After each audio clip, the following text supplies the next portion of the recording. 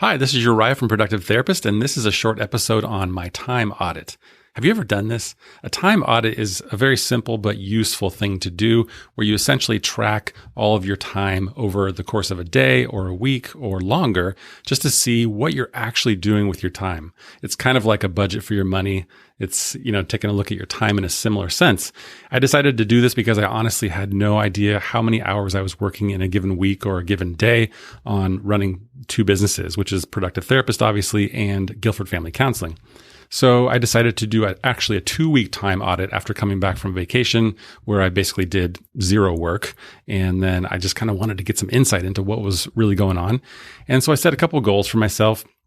I was only going to track my work time. I didn't feel the necessity to track my downtime or other things. I really only have a problem with overworking, not over leisure. So that is the way I went about it. And I decided that I wanted to try to work 30 hours or less, and I didn't want to go over 6 hours in a day. Those are just my personal goals. Obviously, that doesn't work for everybody. Some people love to work, 10 hours on one day and then nothing on the next day. So you can kind of design that however you want. But what I wanted to do was be more intentional. And I had just honestly finished rereading the 4-Hour Workweek. And so that gave me some ideas and some motivation to work on this, as well as the book, Time Off, which I highly recommend. I'll put those links in the show notes. So there's a couple different things that I learned. Number one, well, this is actually not on my list, but I will tell you that doing a time audit is kind of a hassle. It's not easy. And if you don't stick to it and actually record the time that you work or the time that you do other things, it's not very useful. So I did my best to make it as accurate as possible. And I actually used the app that we use for our virtual assistants to track time for our clients. And it's called Harvest. Really great app. Works good on the phone, on the computer, and it kind of goes with you wherever you go. So here are a couple things that I learned. Number one is really no surprise. I will work too much if I let myself. And this is what Tim Ferriss in the 4-Hour Workweek calls WFW or W4W. I think that's what it is. Work for work's sake, which we all can do. And Parkinson's law says that essentially the task will expand to the time you give it, which we all learned from school when we had a project that was due or a paper that was due in 2 weeks or in a month. And most of us take that entire time and then finish it towards the end. So I will work too much if I let myself. I need boundaries and I need limits for myself. Number two, it actually feels really good to have more balance and to have times where I'm very focused and then times where I'm not working at all. So on times, off times. And then I think there's a place for sort of flex, whatever you want to call that, flex times where you are maybe doing some work, but you can be interrupted, hang out with your kids, go for a walk, kind of do what you want to do. I like that.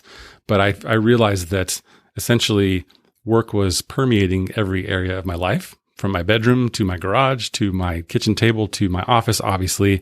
And with working from home even more than usual, it was just kind of following me everywhere. And being able to work on my phone wherever I am is something I'm trying to not do or do less of. So that's important. Number two, it feels like good to have more balance. Lastly, number three, it's really possible to make more money while working less. And one of the decisions we made just recently for Productive Therapists is to pause hiring and actually pause taking on new clients.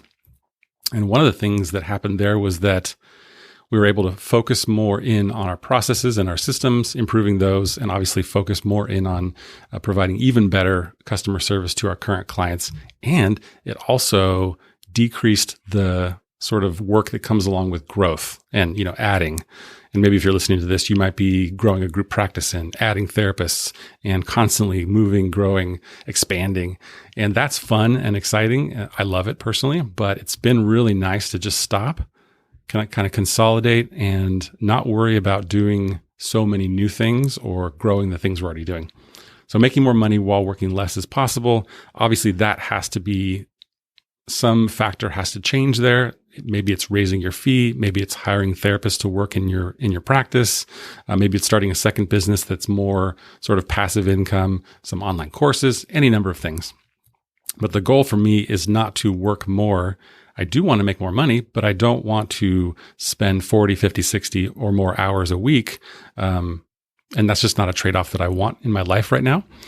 So those are the 3 lessons. Number 1, I will work too much if I let myself. Number 2, it feels good to have balance, even though I love work. And number 3, making more money while working less is possible. So those are some of the basic results, or the sort of things I learned from my time audit. I hope this was helpful for you. I definitely recommend doing a time audit to kind of see where you're at and then intentionally decide how you want to spend your time working, playing, and relaxing. Have a great day.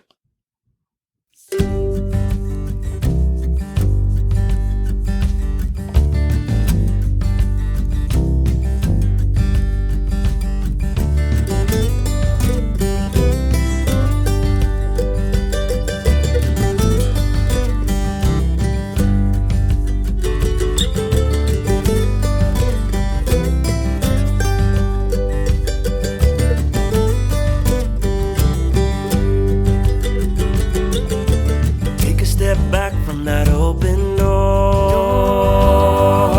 You weren't made for that anymore. Baby, come back, baby, come back, baby, come back now. Won't you lose the act?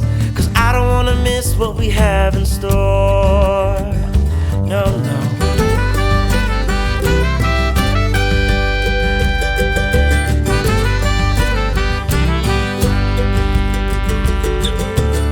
Another walk to calm the nerve. Pay no mention to the things you heard.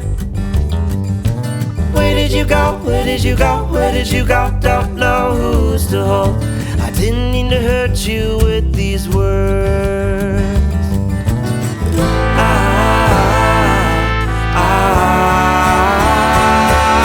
Whoa, step back, how did we get off the track? Baby, come back, I'm going crazy.